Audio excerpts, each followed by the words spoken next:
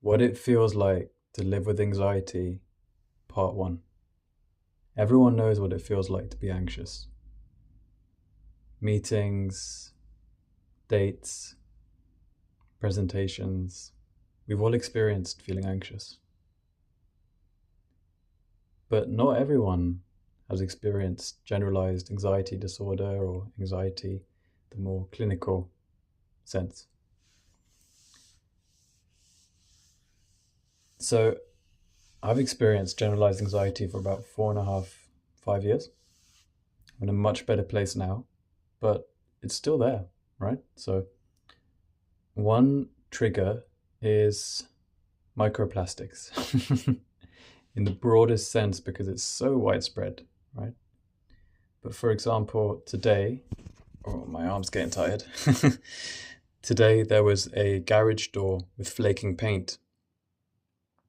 Now I'm in a rented property, so it's like, am I to blame for that? But it's like, well, the paint is flaking and you're using it every single day, therefore you are destroying nature. Very, very like visceral, heavy feeling, you know.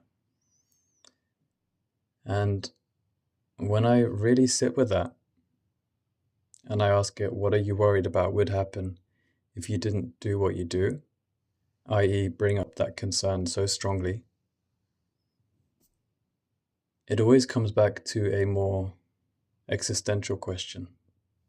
So it's like the flaking paint becomes the filler for climate change, for how humans have harmed nature, and the repercussions of that, the sadness of that, seeing nature suffer, and also seeing humans suffer or feeling the effect of maybe not being as okay in the future, you know? So then it's like the flaking paint for an anxious part within me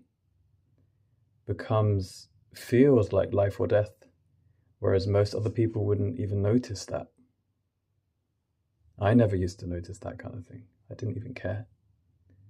But now it's like all these little things, and there's so many of them, you know, can trigger you multiple times a day. Sometimes you're in a long spiral. So just sending lots of love to those parts within me, and for anyone who knows that it's not easy, but